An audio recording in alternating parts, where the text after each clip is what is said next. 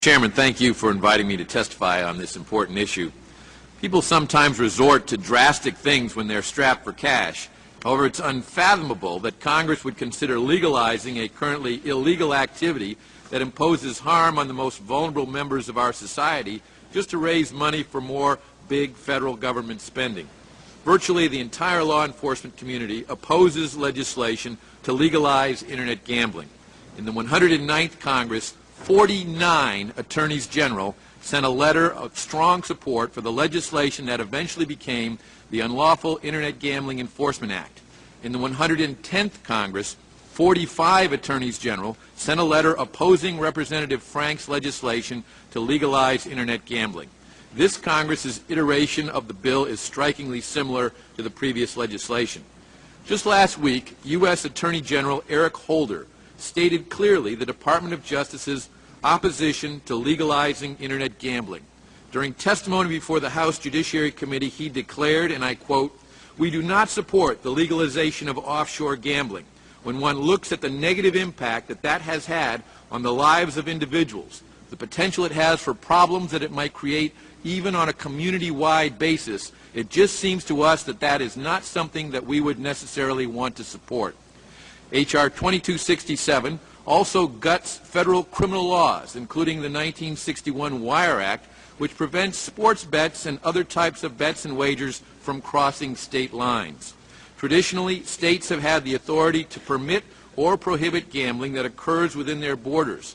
However, H.R. 2267 turns states' rights on their head by presuming for the first time that gambling activities are legal everywhere and places the burden on states to affirmatively opt out. In addition, the revenue estimate by the Joint Committee on Taxation that the bill will raise $42 billion is premised on trumping current state laws. The JCT explicitly states that when calculating the $42 billion estimate, it assumed that no state or tribal government will be permitted to limit federally licensed Internet gambling operators from providing online gambling services in their jurisdictions. There are many other assumptions in the JCT estimates that also call into question the amount of revenue that will be generated, including the fact that many offshore gambling operations will continue to not comply, not be licensed, and continue to attempt to accept gambling services from U.S. citizens. In addition, the professional sports leagues have sent a strongly worded letter opposing H.R. 2267 because they feel the bill opens the door to illegal betting on sports. This includes the National Football League, Major League Baseball, the National Basketball Association, as well as the college organization, the National Collegiate Athletic Association. Contrary to what many in the gambling community would lead you to believe, gambling is not a victimless activity. The anonymity of the Internet makes it much easier for minors to gamble online. Furthermore, online gambling results in all the social and economic ills that are associated with traditional forms of gambling. In fact, I had a college-age constituent fall prey to an Internet gambling addiction. Faced with insurmountable debt from Internet gambling, he took his own life. Unfortunately, financial ruin and tragedy are not uncommon among online bettors. Family groups like Focus on the Family Research Council, and many, many others oppose this bill, as do a wide array of religious organizations across the spectrum.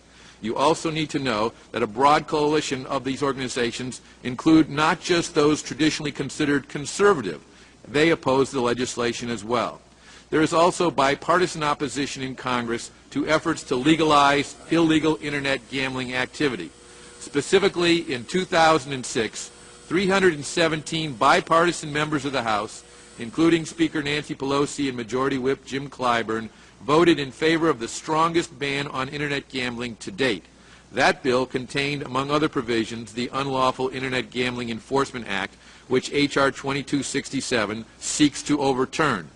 In addition, a recent poll shows that 67% of the American people oppose overturning current law to allow Internet gambling.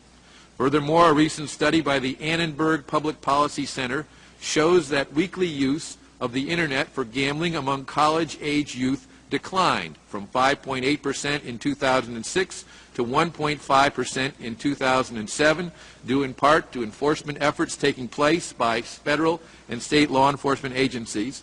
The year after the UIGEA was enacted, perhaps even more promising, among males aged 18 to 22, those who reported some type of gambling on a weekly basis and who also reported at least one symptom of problem gambling dropped from 20.4% in 2006 to 5.9% in 2007.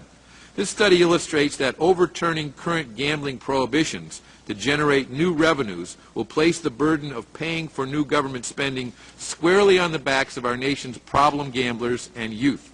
Thank you for permitting me to testify today to explain some of the reasons why the federal government should not legalize Internet gambling. And Mr. Chairman, if I might, I'd ask that the letters from the National Association of Attorneys General in 2006 and 2007, as well as a summary of the social costs associated with decriminalizing Internet gambling in the U.S., and a letter from the Federal Bureau of Investigation to the ranking member of the House Financial Services Committee explaining a multitude of reasons why technology cannot be used to properly regulate Internet gambling be made a part of the record.